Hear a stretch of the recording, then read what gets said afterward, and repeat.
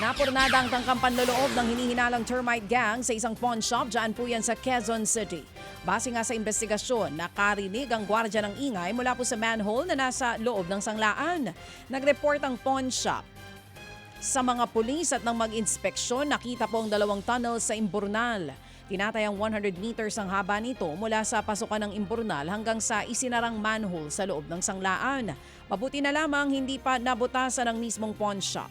Na-recover ng mga otoridad ang mga gamit sa hinukay na kanal. Kabilang na po ang portable grinder, cutting disc, hydraulic jocks, screwdrivers, pliers at crowbar. Pero may grupo na daw na iniimbestigahan sa ngayon ang mga pulis. Arestado naman po sa Quezon City ang isang lalaking nasa most wanted list ng Calambas sa Laguna.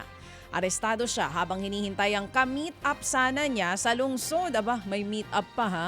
Base po sa investigasyon, sangkot nga ang suspect sa kasong pagnanakaw ng tanso. 5 taon na po siyang nagtatago. Ayon sa suspect, hindi siya nagtago. Dumalunga raw siya sa mga pagdinig sa kanyang mga kaso. Patay naman po ang babaeng senior citizen matapos mabangga ng sasakyan. Sa kanto po yan ng Jose Abad Santos Street at Bambang Street. Diyan po yan sa Tondo sa Maynila. Sa investigasyon, tumatawid sa pedestrian lane ang biktima nang mabangga po ng utility van. Kawawa naman po. Sa lakas ng impact, tumilapon ang 70 taong gulang na biktima sa kalsada. Dead on the spot ang senior citizen. Patuloy ang investigasyon sa nasabing insidente.